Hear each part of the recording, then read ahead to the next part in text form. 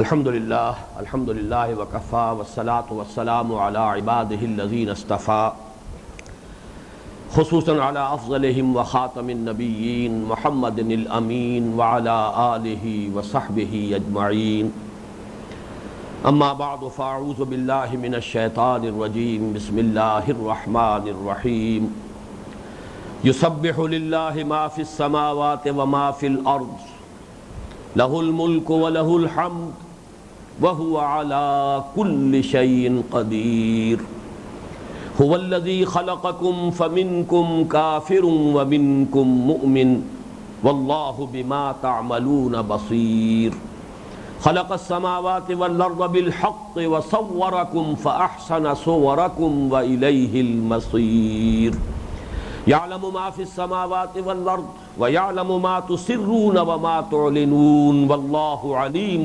بذات الصدور صدق الله العظيم رب اشرح لي صدري ويسر لي أمري واحلل عقدة من لساني يفقهوا قولي اللهم ربنا ألهمنا رشدنا واعذنا من شرور أنفسنا اللهم ربنا نور قلوبنا بالإيمان واشرح صدورنا للإسلام ووفقنا لما تحب وترضى وتقبل منا فإنك خير المتقبلين آمین یا رب العالمین۔ پچھلی نشست میں تسبیح کے بارے میں بنیادی گفتگو ہو چکی ہے۔ سبح یسبح کے معنی ہے تیرنا، سبح یسبح تسبیحا تیرانا، سبح یسبح کسی شے کا اپنی سطح پر قائم رہنا، برقرار رہنا، سبح یسبح کسی دوسری شے کو اس کے اصل مدار پر برقرار رکھنا، اس کی سطح پر قائم رکھنا۔ اللہ کی تسبیح سے مراد اس بات کا اعتراف، اعلان، اقرار کہ وہ ہر عیب، ہر نقص، ہر کوتاہی، ہر ضعف، ہر احتیاج سے بالا ہے، اعلیٰ ہے، ارفع ہے، منزہ ہے، پاک ہے۔ اسی لیے عام ترجمہ ہوتا ہے پاکی بیان کرنا، پاکی بولنا، اللہ کی تسبیح، اللہ تعالیٰ کی پاکی بیان کرنا۔ مراد کیا ہے؟ اللہ تعالیٰ کی صفات کمال، اس کی توحید، اس کے کمال قدرت، اس کے کمال علم، اس کے کمال حکمت کا اعتراف کرنا۔ ایک اس کا تصور یہ ہے کہ اللہ تعالیٰ نے ہر شے کو کوئی زبان دی ہو جس سے وہ زبان سے بھی اللہ کی تسبیح و تحمید کرتی ہو، اور ایک اس کا تصور یہ ہے اور اس کا ایک مفہوم یہ ہے کہ ہر شے زبان حال سے تسبیح کر رہی ہے، یعنی ہر شے اپنے وجود سے ثبوت ہے، دلیل ہے اس بات کی کہ اللہ تعالیٰ ہر شے پر قادر ہے، اس کی قدرت کامل ہے، اللہ کو ہر شے کا علم ہے، ہوا بکل شیء علیم، اللہ کی حکمت کامل ہے، اللہ تعالیٰ کی صفات کمال، ان کا اقرار ہر شے کر رہی ہے زبان حال سے۔ جیسے ہم کہتے ہیں کہ تصویر بول رہی ہے، تصویر اپنے وجود سے اپنے مصور کے کمال فن پر گواہی دیتی ہے، یا یہ کہ وہ اس کا بول کر اعلان کر رہی ہوگی اعلان کہ میرا مصور بڑا اناڑی ہے، اور یا وہ اس کا اعلان کرے گی اپنے وجود سے کہ مصور جو ہے بہت ماہر فن ہے۔ ہر شے اپنے وجود سے اپنے صانع کی صفات کا مظہر بن جاتی ہے۔ اس اعتبار سے کائنات کا ایک ایک ذرہ اللہ کی توحید اور اس کی صفات کمال پر دلالت کر رہا ہے۔ یہ گویا کہ مفہوم وہی ہے جو اس سے پہلے ہم پڑھ چکے ہیں اپنے سورہ آل عمران والے درس میں۔ ہر شے اللہ کی نشانی ہے،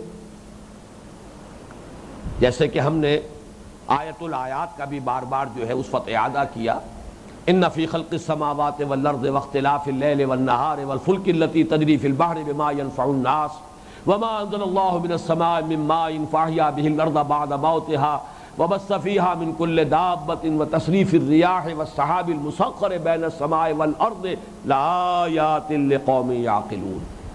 یہ نشانیاں ہیں، ذرہ ذرہ نشانی ہے، برگ درختان سبز در نظر ہوشیار، ہر ورق دفتر است از معرفت کردگار۔ یا یوں کہہ لیجئے کہ ہر شے اللہ کی نشانی ہے، یا یوں کہہ لیجئے ہر شے اللہ کی تسبیح کر رہی ہے، اللہ کی حمد کر رہی ہے۔ ان من شیء الا یسبح بحمدہ۔ گویا کہ یہ تسبیح حالی یہ وہی مضمون ہے اپنی اصل کے اعتبار سے۔ بات گویا کہ پھر ہمارے سامنے آ رہی ہے کہ قرآن کا اسلوب یہ ہے کہ ایک پھول کا مضمون ہو تو 100 رنگ سے باندھو، ہر شے اپنے وجود سے اپنے ثانی کے وجود پر دلالت کرتی ہے، اپنے ثانی کے صفات کمال کا اظہار کر رہی ہے، تو گویا کہ کائنات کا ہر ذرہ ہر شے اللہ کے وجود پر دلالت کرنے والا ہے۔ اللہ اس کائنات کا ہر ذرہ ہر شے اللہ کی تسبیح کر رہی ہے۔ یسبح للہ ما فی السماوات و ما فی الارض لہ الملک و لہ الحمد۔ لہ الملک، الملک و لہو اگر ہوتا بادشاہی اس کے لیے، لہ الملک بادشاہی اسی کے لیے، اس میں وہ توحید، جیسے کہ سورہ فاتحہ میں ہم نے دیکھا ایاک نعبد و ایاک نستعین، وہاں پر مفعول کو جب مقدم کیا ہے تو اس کے اندر حصر کا مضمون پیدا ہوا۔ لہ الملک، بادشاہی اسی کی ہے۔ یہ ذرا نوٹ کیجئے کہ یہ تصور جو ہے اللہ کے الملک ہونے کا، دو اعتبارات سے ذرا اس وقت اس پر غور کر لیجئے۔ ایک تو یہ کہ ان مسبحات میں، ان صورتوں میں اس تصور کو بہت نمایاں کیا گیا ہے۔ سورہ حدید میں 2 مرتبہ آیت آئی ہے، ان 6 آیات میں، شروع میں جو 6 آیات سورہ حدید کی ہیں، جن کے بارے میں بارہا میں نے عرض کیا ہے کہ ذات و صفات باری تعالیٰ پر اعلیٰ ترین علمی سطح پر وہ قرآن مجید کا بلند ترین مقام ہے، ذروہ ثنا میں 2 مرتبہ آیا لہو ملک السماوات والارض، لہو ملک السماوات والارض، آسمانوں اور زمین کی بادشاہی اسی کی ہے۔ یہ کس لیے ایمفیسائز کیا جا رہا ہے کہ توحید کا ایک تصور تو ہے جس کا تعلق علم سے ہے، نظریے سے ہے، عقیدے سے ہے کہہ لیجئے، اور ایک کا تعلق ہے عمل سے۔ عمل کے اعتبار سے یہ تصور بادشاہ وہی ہے، وہ حاکم ہے تم محکوم ہو، وہ معبود ہے تم عبد ہو، وہ آمر ہے، وہ حکم دینے والا ہے، شارع ہے، شریعت معین کرنے والا ہے، تمہارا کام اطاعت ہے، بندگی ہے، غلامی ہے، تم عبد ہو، کونوا عباد اللہ اخوانا۔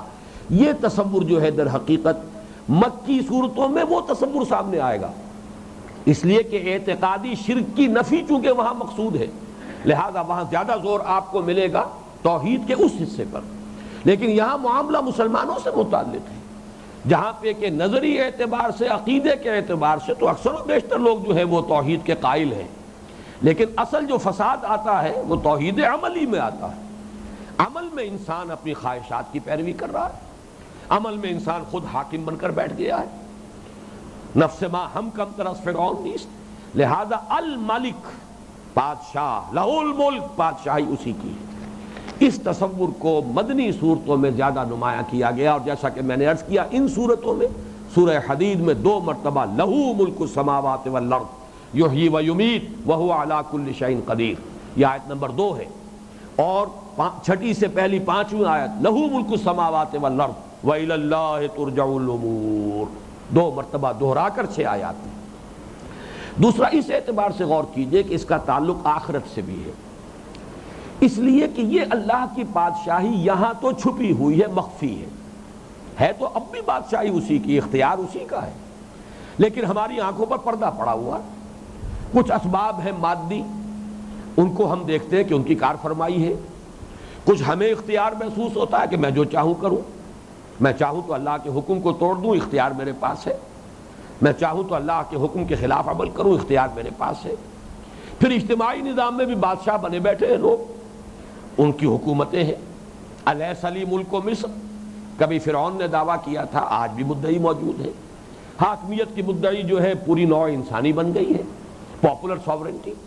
اس اعتبار سے اس دنیا میں بھی اگرچہ حقیقت تو وہی ہے، اصل حکومت اسی کی ہے، جس کو کہ یوں سمجھیے کہ میرا اپنا وجود اس کے حکم کے تابع ہے، میرا ایک ایک روح جو ہے اس کے قانون کے اندر جکڑا ہوا ہے۔ میں لاکھ چاہوں کہ میرے فلاں جگہ پر، میرے جسم کے فلاں حصے پر بال نہ اگے، میرا اختیار نہیں ہے، وہ بال تو اگیں گے، میرا اختیار نہیں ہے۔ میں لاکھ چاہوں کہ میرے دل کی حرکت جو ہے وہ میرے اختیار میں رہے، وہ تو میرے اختیار میں نہیں، جب اللہ چاہے گا بند ہو جائے گی۔ میں لاکھ چاہوں کہ ابھی اس کی جو حرکت جاری رہے، وہ جاری نہیں رہے گی۔ تو معلوم ہوا میرے اپنا وجود میرے کنٹرول میں نہیں ہے، کسی اور کا حکم ہے، کسی اور کی بادشاہی ہے کہ جس کا حکم چل رہا ہے۔ لیکن پردہ ہے، ہمیں کچھ اختیار دیا گیا ہے، اس اختیار ہی سے فائدہ اٹھا کر ہم خود بھی اپنی ذات میں حاکم بن بیٹھتے ہیں، اور اسی کا مظہر یہ ہے کہ دنیا میں بادشاہت کے جو ہے تخت بچھائے گئے ہیں، اور انسان جو ہے حاکمیت کا مدعی بن کر چاہے انفرادی اعتبار سے چاہے قومی اور اجتماعی اعتبار سے اس نے حاکمیت جو ہے اس کا دعویٰ کیا ہے۔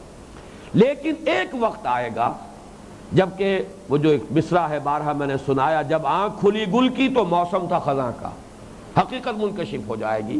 وہ آیت مبارکہ آپ کے ذہن میں آ گئی ہوگی، قیامت کے دن کوئی پکارنے والا پکارے گا لمن الملک اليوم للہ الواحد القہار، آج کے دن کس کی بادشاہی ہے؟ حالانکہ آج سے پہلے بھی اسی کی بادشاہی تھی، لیکن تمہاری آنکھوں پر پردے پڑے ہوئے تھے۔ تمہیں ہم نے آزمانے کے لیے کچھ چیزیں ہیں کہ جن کے اندر کچھ ایک اختیار اور ایک اقتدار کسی کیفیت جو ہے وہ پیدا کر دی تھی، لیکن یہ کہ آج وہ پردے ہٹ گئے، جیسے سورہ قاف میں آیا ہے فَبَصَرُكَ الْيَوْمَ حَدِيدٌ فَكَشَفْنَا عَنْكَ غِطَاءَكَ فَبَصَرُكَ الْيَوْمَ حَدِيدٌ، آج تمہاری آنکھوں سے سارے پردے ہم نے ہٹا دیے ہیں اور تمہاری نگاہ بڑی تیز ہو گئی ہے، ساری حقیقتیں آج تمہارے سامنے منکشف ہو گئی۔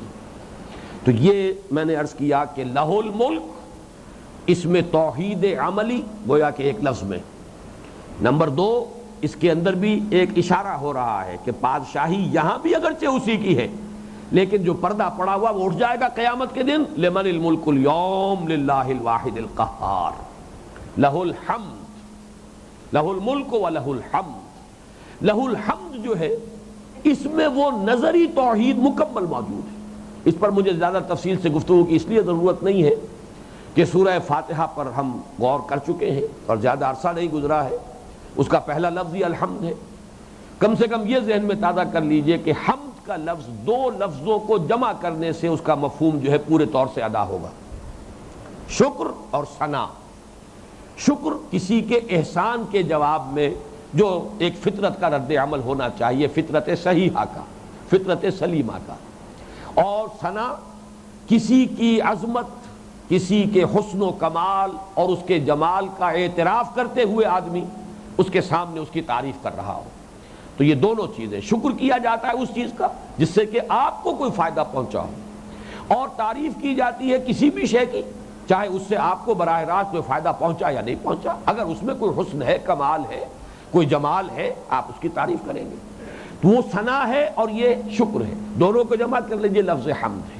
لہ الحمد، پھر یہاں پر اب دیکھیے الحمدللہ، یہاں پر لہ الحمد، یہاں پر حصر آیا، کل حمد اسی کی ہے۔ جو بھی دنیا میں حسن نظر آ رہا ہے اس سب کا خالق وہی ہے۔ جو مظاہر کمال نظر آ رہے ہیں ان تمام کمالات کا منبع ذات باری تعالیٰ ہے۔ کسی شے میں کوئی کمال ذاتی نہیں ہے۔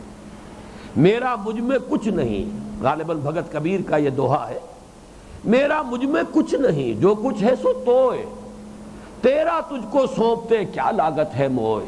میرے پاس میرا ہے ہی کیا، جو کچھ ہے پروردگار تیرا دیا ہوا ہے، تیرا تجھی کو سونپنے میں میرا کیا نقصان ہے، میرے گھر سے کچھ ہے جا ہی نہیں رہی، جان دی ہوئی اسی کی تھی، حق تو یہ ہے کہ حق ادا نہ ہوا۔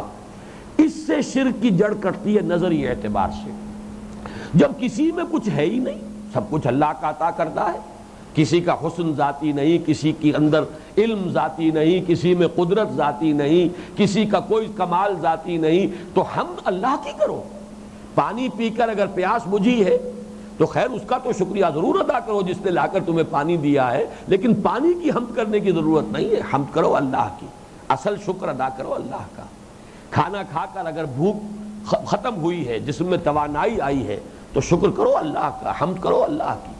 معلوم ہوا کہ سورج میں جو بھی کچھ ہے، تمازت ہے، روشنی ہے، اس کی ذاتی نہیں، اس کو ڈنڈوت کرنے کی کوئی ضرورت نہیں، اس کے سامنے سر جھکانے کی ضرورت نہیں، وہ تو اللہ تعالیٰ نے تمہاری خدمت گاری کے اندر لگا دیا ہے، سخر لکم، اس نے تمہارے لیے مسخر کر دیا ہے۔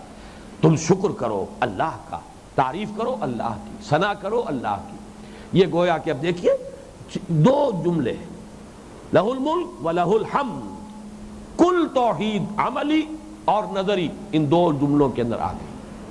وَهُوَ عَلَىٰ كُلِّ شَيْءٍ قَدِيرٌ، اور وہ ہر شے پر قادر ہے۔ تقابلی مطالعے کے لیے عرض کر رہا ہوں، جنہیں بھی سورہ حدید کی وہ پہلی 6 آیتیں یاد ہیں، یہاں پہلی آیت ختم ہو رہی ہے وَهُوَ عَلَىٰ كُلِّ شَيْءٍ قَدِيرٌ، وہاں دوسری آیت ختم ہوتی ہے وَهُوَ عَلَىٰ كُلِّ شَيْءٍ قَدِيرٌ۔ سبح للہ ما فی السماوات والارض وہو العزیز الحکیم لہ ملک السماوات والارض یحیی ویمیت وہو علی کل شیء قدیر، وہ ہر چیز پر قادر ہے۔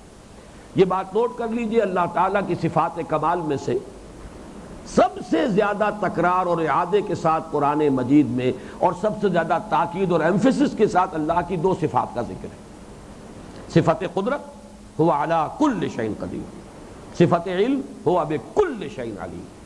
بلکہ اگر ان دونوں میں بھی تقابل کریں گے تو صفت علم پر زور زیادہ ہے۔ اس کی وجہ سمجھ لیجئے، در حقیقت ان دونوں صفات کا تعلق ہے آخرت سے اور بعد سے۔ انسان کو جو مغالطہ لاحق ہو جاتا ہے بعث بعد الموت کے بارے میں، وہ کیا ہے؟ کیسے ممکن ہے جب ہم گل سڑ جائیں گے، مٹی ہو کر مٹی میں مل جائیں گے، ہڈیاں بھی سخت بوسیدہ ہو جائیں، کیسے ممکن ہے؟ کیسے ممکن ہے؟ یہ ہے اشکال۔ یہی اب سورہ قیامہ جو ہم پڑھیں گے اس میں آئے گا۔ کیا تم نے یہ سمجھا؟ کیا انسان یہ کہتا ہے لن نجمع عظامہ، ہم اس کی ہڈیاں جمع نہیں کر سکیں گے؟ یہی انسان کو مغالطہ لاحق ہوتا ہے۔ اس کا ازالہ ہوتا ہے اللہ کی صفت قدرت سے، هو علی کل شیء قدیر۔ جب اس حقیقت کو تسلیم کر لیا تو گویا کہ اس کا جتنا مراقبہ ہوگا اتنا ہی یہ وسوسہ ختم ہو جائے گا۔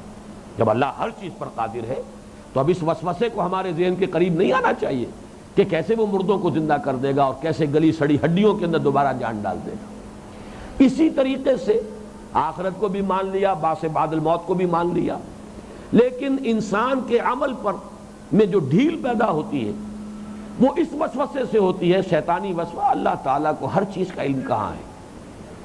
وہ ان چھوٹی چھوٹی چیزوں کے بارے میں، وہ تو بڑے بڑے، یہ میں نے سورہ حدید میں ہم تفصیل سے پڑھیں گے اس لیے کہ وہی مقام موضوع ہے ان مباحث کا، کہ بڑے بڑے فلاسفہ جو ہیں، یہ جتنا بھی جو فلسفہ فکر ہے جو ارسطو سے چلا ہے، مشائین جنہیں کہتے ہیں، ان کے ہاں یہ شے اصول موضوعہ میں شامل ہے کہ اللہ صرف کلیات کا عالم ہے، جزیات کا عالم نہیں ہے۔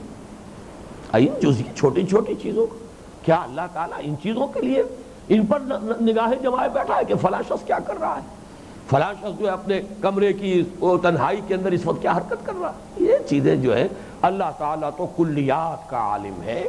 پھر ایک تصور یہ، اللہ تو اپنی ذات میں مگن ہے، اس کائنات میں جو کچھ ہو رہا ہے اس نے کائنات بنائی ہے، قوانین طبی اس کے لیے مقرر کر دیے ہیں، اب خود کائنات چل رہی ہے۔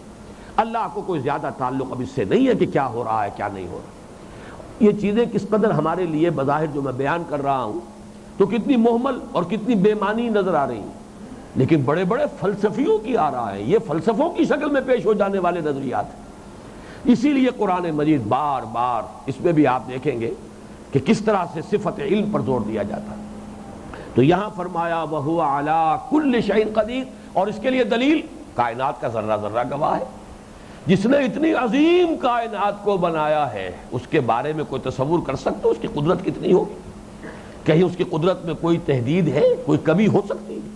بلکہ یہ کہ ذرہ ذرہ پکار کر کہہ رہا ہے یہ کہ میرا بنانے والا ہر شے پر قادر ہے۔ آگے فرمایا هُوَ الَّذِي خَلَقَكُمْ فَمِنْكُمْ كَافِرٌ وَمِنْكُمْ مُؤْمِنٌ۔ دیکھیے تخلیق کا ذکر ان آیات میں بھی ہے، تخلیق کا ذکر سورہ حدید کی شروع کی آیات میں بھی ہے۔ وہاں زیادہ جو سپاٹ لائٹ ہے، زیادہ جو ارتکاز ہے روشنی کا، وہ آفاقی تخلیق، خلق السماوات والارض، یہ وہاں پر ذکر ہے۔ هو الذی خلق السماوات والارض فی ستۃ ایام، اس نے آسمان اور زمین بنائے ہیں 6 دنوں میں۔ یہاں بھی بعد میں ذکر آ جائے گا، لیکن یہاں اصل میں انفس، تمہیں بنایا۔ یہاں جو فوکس ہے لائٹ کا، جو ارتکاز ہے، وہ در حقیقت انسان۔ هو الذی خلقکم، هو الذی خلق السماوات والارض فی ستۃ ایام، هو الذی خلقکم، وہی ہے جس نے تم سب کو بنایا، پیدا کیا۔ فمنکم کافر ومنکم مومن، یہ ہے اب دروں بینی کی دعوت، ذرا جھانکو اپنے اندر۔ کتنی عجیب بات ہے، بنانے والا وہی سب کا، پیدا کرنے والا وہی سب کا، خالق اور رازق وہی سب کا، مالک وہی سب کا، لیکن فَمِنْكُمْ كَافِرٌ وَمِنْكُمْ مُؤْمِنٌ، تم میں سے بعض، یہاں من تبعیضیہ ہے دونوں مرتبہ، بعض تم میں سے ہیں کافر، کافر کے دونوں معنی ذہن میں رکھیے، منکر بھی اور احسان ناشناس، ناشکرہ، اس لیے کہ شکر کا لفظ کے مقابلے میں بھی کفر آتا ہے اور ایمان کے مقابلے میں بھی کفر آتا ہے، تو یہاں پر دونوں معنی ہوں گے۔ وہی ہے جس نے تم سب کو پیدا کیا، تم میں سے کچھ ہے احسان ماننے والے، کچھ ہے احسان ناشناس، کچھ ہے تصدیق کرنے والے، کچھ ہے رد کرنے والے، تکذیب کرنے والے۔ فَمِنْكُمْ مُؤْمِنٌ مِنْكُمْ كَافِرٌ وَمِنْكُمْ مُؤْمِنٌ وَاللَّهُ بِمَا تَعْمَلُونَ بَصِيرٌ، اور جو کچھ تم کر رہے ہو اللہ اسے دیکھ رہا ہے۔ نوٹ کر لیجئے، یہ بصارت جو ہے اللہ کی، یہ بھی در حقیقت اس کے علم کا ایک حصہ ہے۔ جو اللہ تعالیٰ کی جو صفات، بنیادی صفات ہیں، ان میں صفت علم، لیکن علم میں پھر وہ سمیع بھی ہے، وہ بصیر بھی ہے، وہ خبیر بھی ہے، وہ لطیف بھی ہے، یہ بھی اس کے نام ہے۔ خبیر، لطیف، سمیع، بصیر، یہ سب در حقیقت صفت علم ہی کی وضاحت ہے، مزید تشریح ہے۔ وہ سننے والا بھی ہے، وہ دیکھنے والا بھی ہے، وہ بہت باخبر بھی ہے، وہ بہت باریک بین بھی ہے۔ اصل میں تو یہ تمام شعبے کیا ہیں؟ علم ہی کے شعبے ہیں۔ واللہ بما تعملون بصیر، اب اس میں جو چیز مضمر ہے وہ کیا ہے؟ جو کچھ تم کر رہے ہو اللہ دیکھ رہا ہے۔ کیا معنی؟ کیوں دیکھ رہا ہے؟ کیا معاذ اللہ کوئی اس کی ہابی ہے، یا معاذ اللہ ثم معاذ اللہ تماش بین ہے، آن لوکر ہے، صرف دیکھ رہا ہے؟ دیکھ رہا ہے کس لیے؟ اس کا بھرپور بدلہ تمہیں دے گا، تمہیں جواب دہی کرنی ہوگی۔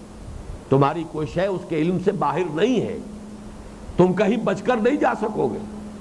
وہی بات جو سورہ لقمان کے حضور رکوع میں ہم پڑھ چکے، حضرت لقمان کی نصائح میں، یا بنی انہا ان تک مثقال حبۃ من خردل فتکن فی صخرۃ او فی السماوات او فی الارض یأت بها اللہ ان اللہ لطیف خبیر، اللہ لطیف ہے، باریک بین ہے، باخبر ہے۔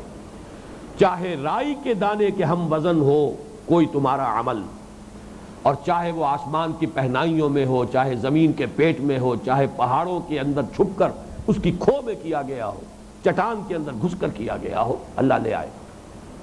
یہ ہے واللہ بما تعملون بصیر۔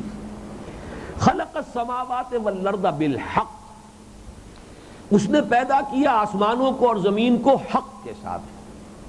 میں نے عرض کیا تھا کہ ان 4 آیات میں ذات و صفات باری تعالیٰ کی بحث، لیکن استدلال کا پہلو موجود ہے، جو ہم اپنے جو دوسرا درس تھا ہمارا اس حصہ دوم کا، سورہ آل عمران کی آیات 190 تا 195 میں جو پڑھ چکے ہیں، کہ غور و فکر سے اللہ کا ذکر کرتے ہوئے، اللہ کو یاد رکھتے ہوئے آسمانوں اور زمین کی تخلیق پر جب انسان مزید غور کرتا ہے تو پکار اٹھتا ہے ربنا ما خلقت ھذا باطلا، اے رب ہمارے، تو نے یہ سب کچھ بیکار پیدا نہیں کیا۔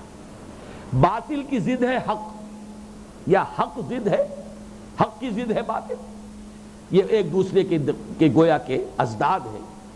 اے رب ہمارے، تو نے اس سب کائنات بیکار بے مقصد پیدا نہیں کی۔ یہاں وہی مفہوم ہے، خلق السماوات والارض بالحق، اس نے آسمان اور زمین حق کے ساتھ پیدا کی۔ وہاں وضاحت کی جا چکی ہے کہ یہاں حق سے مراد کیا ہے۔ اگرچہ حق ہر اس شے کو کہتے ہیں جو موجود ہو فی الواقع، جو نظر تو آئے لیکن موجود نہ ہو، وہ باطل ہے۔ جیسے شراب، پانی نظر آئے حقیقت میں نہیں ہے، ایلیوژن، نگاہ کو کوئی چیز نظر آتی ہے حقیقت میں نہیں ہے۔ اسی طریقے سے جو شے اخلاقاً ثابت ہے وہ حق، جو اخلاقاً ثابت نہیں ہے وہ باطل۔ آپ کا یہ دعویٰ باطل ہے، یا یہ کہ پڑوسی کا یہ حق ہے پڑوسی پر۔ جو شے عقلاً مسلم ہو وہ حق، جو عقلاً ثابت نہ ہو وہ باطل۔ اسی طرح جو شے با مقصد ہے، پر حکمت ہے، وہ حق ہے، جو بے مقصد ہے، لا حاصل ہے، وہ باطل۔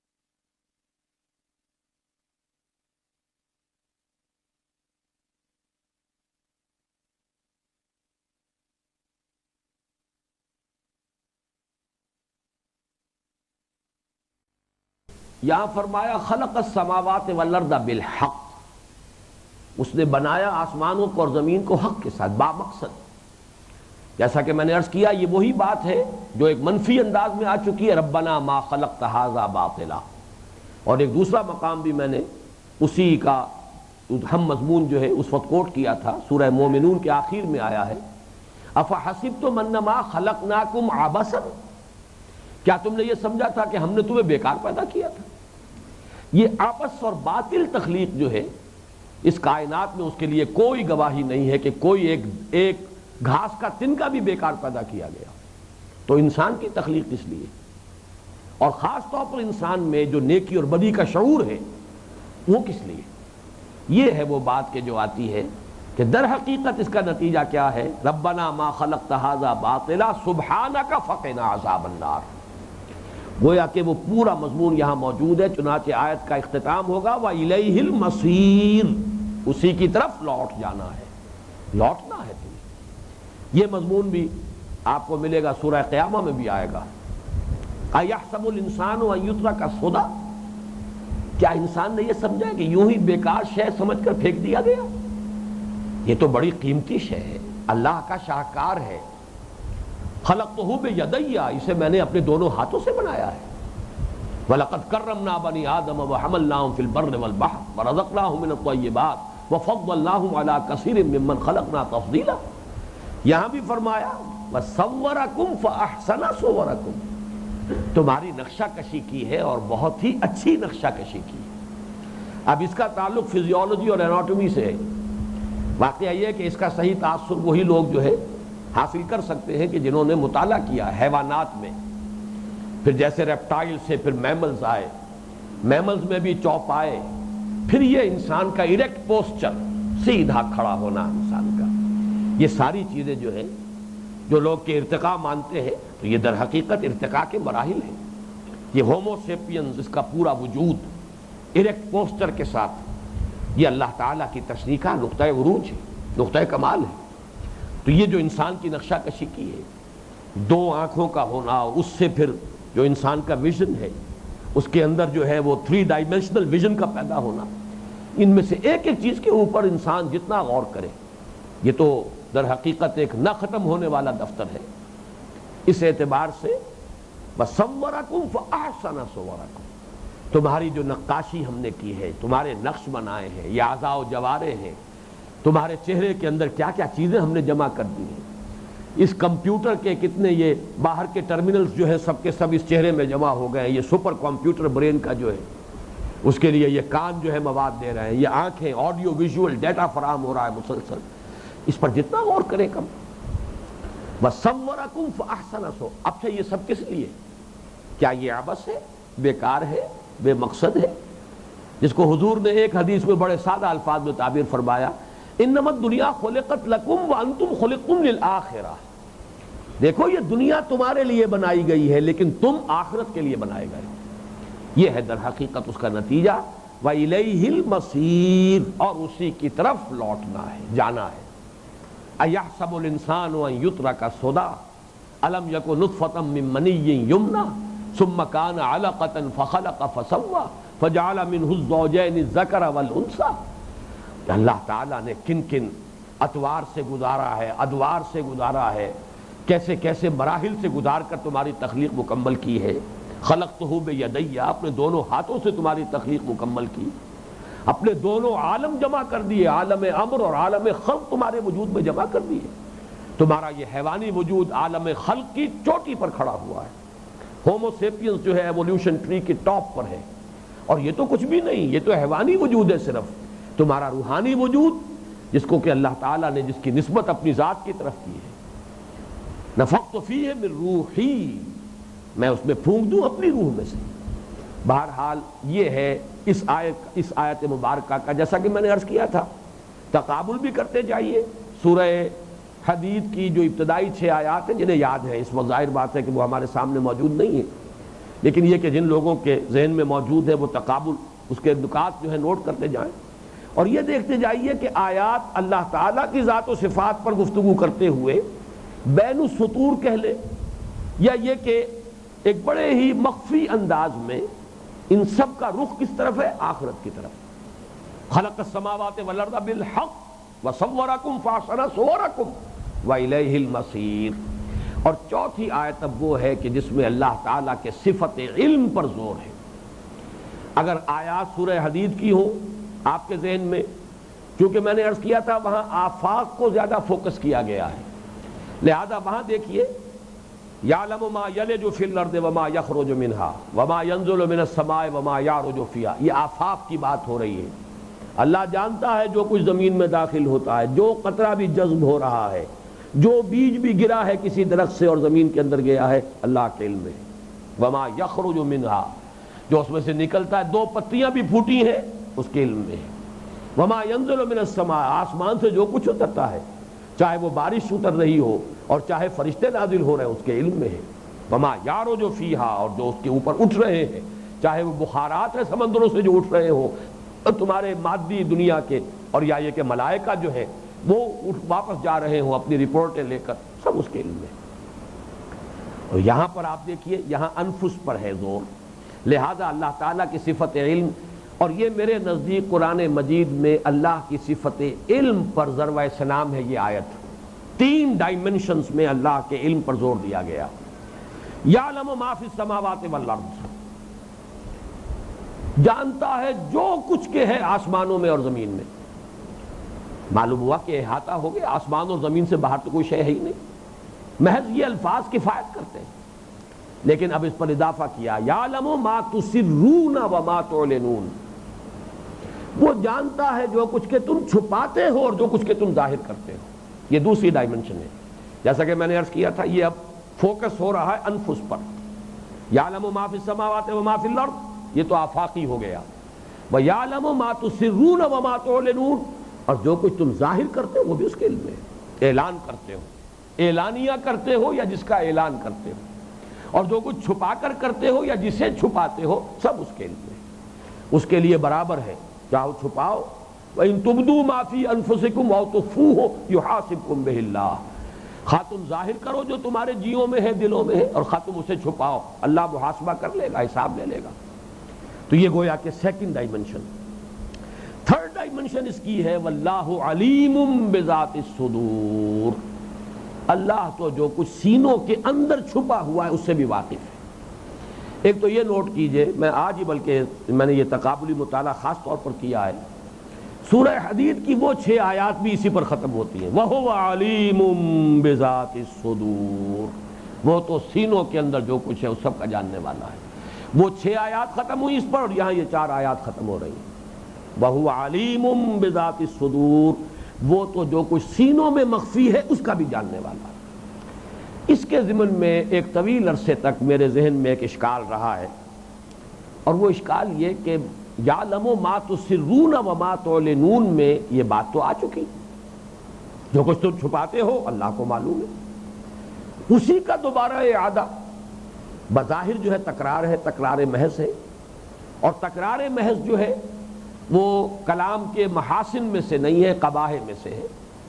وہ تو اس کے حسن کی دلیل نہیں ہوگا، بلکہ اس کی ضعف کا، اس کے کسی درجے میں غیر معیاری ہونے کی ایک دلیل ہوگی۔ تکرار محض کبھی نہیں ہوتا، تکرار محض در حقیقت کلام کا عیب ہے۔ یہ ایک اشکال میرے ذہن میں رہا اور طویل عرصے تک رہا، اچانک ایک مرتبہ یہ حقیقت منکشف ہوئی، یہ تکرار نہیں ہے، یہ تھرڈ ڈائمنشن ہے۔ یہ تھرڈ ڈائمنشن وہ شخص جانتا ہے جس نے کچھ مبادیات بھی اگر نفسیات کی اگر اس نے پڑھی ہے، ان کا مطالعہ کیا ہے، وہ اس کا احساس کر سکتا ہے۔ ایک وہ چیز ہے جسے ہم کانشسلی چھپاتے ہیں، جان بوجھ کر چھپاتے ہیں، ہم خود جانتے ہیں اس شے کو اور اسے چھپاتے ہیں۔ اور ایک وہ ہے طوفان جو ہمارے اندر اٹھتا ہے سب کانشس مائنڈ میں، جسے وہ فرائڈ کہتا ہے وہ اِڈ اور لیبیڈو، جس کی بڑی گہرائیاں ہیں، ان میں جو طوفان اٹھتے رہتے ہیں۔ بسا اوقات انسان کو خود معلوم نہیں ہوتا کہ میرے اندر کون سا طوفان اٹھا ہوا ہے، انسان خود اس پر متنبع نہیں ہوتا، بہت ہی جھانکے، بہت ہی دروں بینی کرے، بہت ہی اپنا تجزیہ کرے، بہت ہی اپنے آپ کو اپنے آپ سے ڈیٹیچ کر کر اپنے جائزہ لے، اپنے ساتھ سوء ظنی کرتے ہوئے اپنے باطن میں جھانکے تو شاید کہیں کوئی سراغ لگا لے، ورنہ آسان کام نہیں ہے۔ یہی وجہ جسے آج کل بھی مانا جاتا ہے کہ انسان جو ہے وہ در حقیقت اپنا تجزیہ خود نہیں کر سکتا، اسے تحلیل نفسی کسی اور سے کرانی ہوگی، اس لیے کہ وہ اپنے تحت الشعور کو خود نہیں ناپ سکتا، نہیں تول سکتا، نہیں جائزہ لے سکتا۔ یہی ہمارے اہل تصوف کے ہاں ہے کہ وہ یہ کہتے ہیں کہ تمہارے اندر کون سا مرض ہے، تمہارا اس پر خود متنبع ہو جانا یہ آسان کام نہیں ہے، بہت مشکل کام ہے۔ یہ تو کوئی شخص ہوگا بالغ النظر ہو، جو اس نے اس میں مہارت بہم پہنچائی ہو، نفسیات کی گہرائیوں سے واقف ہو، جس کی نگاہ تیز ہو، جس کو کہا ہے کسی حدیث میں کہ اتقوا فراست المومن فإنہ ینظر بنور اللہ، وہ ہے، وہ جائزہ لے گا۔ کسی میں کوئی مرض ہے، کسی میں کوئی مرض ہے، کسی کا نفسیاتی مرض جو ہے وہ دولت کی محبت کا ہے، کسی کا نفسیاتی مرض جو ہے وہ کوئی جنسی کمزوری کا ہے۔ مختلف لوگوں کے مختلف امراض ہیں۔ ایک شخص ہو سکتا ہے کہ جنسی اعتبار سے کرپٹ نہ ہو لیکن پیسے پر جان دے رہا ہو، اس میں وہ دھیلے مر بھی بے ایمان ہو جائے۔ کوئی شخص ہو سکتا ہے دولت کے اعتبار سے وہ اس کی کمزوری نہ ہو بلکہ سخی ہو، لیکن کہیں جنسی تحریک جو ہے اس کو ریزسٹ نہ کر سکے۔ تو یہ مختلف کمزوریاں ہیں، ان سے دوسرا شخص کے جو ماہر فن ہے وہی تجزیہ کر سکتا ہے۔ یہ گویا کہ دلیل ہے ہمارے ہاں اس پورے سلسلہ ارشاد کے اندر کہ انالیسس جو ہے انسان کا، تجزیہ جو ہے نفسیاتی تجزیہ، یہ تو کوئی دوسرا شخص کر سکتا ہے۔ کیوں کر سکتا ہے؟ اس لیے کہ انسان کا خود اپنے تحت الشعور میں جھانکنا آسان نہیں۔ یہاں وہ تھرڈ ڈائمنشن ہے جس کو قرآن مجید سامنے لایا، وَهُوَ عَلِيمٌ بِذَاتِ الصُّدُورِ، وہ تو جانتا ہے، خوب جانتا ہے، پورے طور سے آگاہ ہے اس سب سے کہ جو سینوں کے اندر مخفی ہے۔ یہ آیت مبارکہ جیسا کہ میں نے عرض کیا، ایک آیت میں 3 ڈائمنشن اللہ تعالیٰ کی صفت علم کی، جبکہ ہم نے تقابل کیا سورہ حدید کی آیات سے، ایک اور الفاظ بھی وہاں کامن ہے، جیسے میں نے آپ کو نوٹ کرایا تھا کہ وَهُوَ عَلَىٰ كُلِّ شَيْءٍ قَدِيرٌ، یہاں بھی پہلی آیت ختم ہوئی، وہاں دوسری آیت ختم ہوئی۔ وَاللَّهُ بِمَا تَعْمَلُونَ بَصِيرٌ، یہاں پر جو ہے دوسری آیت اس پر ختم ہو رہی ہے، وہاں تیسری آیت ختم ہوئی، هُوَ الْأَوَّلُ وَالْآخِرُ وَالظَّاهِرُ وَالْبَاطِنُ وَهُوَ بِكُلِّ شَيْءٍ عَلِيمٌ، اور اس کے بعد هُوَ الَّذِي خَلَقَ السَّمَاوَاتِ وَالْأَرْضَ فِي 6 أَيَّامٍ ثُمَّ اسْتَوَىٰ عَلَى الْعَرْشِ يَعْلَمُ مَا يَلِجُ فِي الْأَرْضِ وَمَا يَخْرُجُ مِنْهَا وَمَا يَنزِلُ مِنَ السَّمَاءِ وَمَا يَعْرُجُ فِيهَا وَهُوَ مَعَكُمْ أَيْنَمَا كُنتُمْ وَاللَّهُ بِمَا تَعْمَلُونَ بَصِيرٌ، جو کچھ تم کر رہے ہو اللہ اسے دیکھ رہا ہے۔ بنیادی مضامین وہی ہیں دونوں جگہ پر، البتہ ایک بات اپنی جگہ ہے جس کی بنا پر کہ میں یہ کہتا ہوں اور پورے انشراح صدر کے ساتھ کہتا ہوں کہ ذات و صفات باری تعالیٰ پر اعلیٰ ترین علمی سطح پر قرآن کا ذروۂ سنام سورہ حدید کی ابتدائی 6 آیات ہیں، وہاں جو مضمون آئے ہیں 2 وہ اپنی جگہ پر چوٹی کے مضامین ہیں، هو الاول والآخر والظاہر والباطن، وہی اول ہے، وہی آخر ہے، وہی ظاہر ہے، وہی باطن ہے، اور هو معکم اینما کنتم، اور وہ تمہارے ساتھ ہی ہوتا ہے جہاں کہیں بھی تم ہو۔ یہ در حقیقت وہ نازک مضمون ہے اور مشکل مضمون ہے اور بہت دقیق مضمون ہے جس کے بارے میں امام راضی کے الفاظ میں نے بارہا سنائے، مجھے بہت پسند ہے۔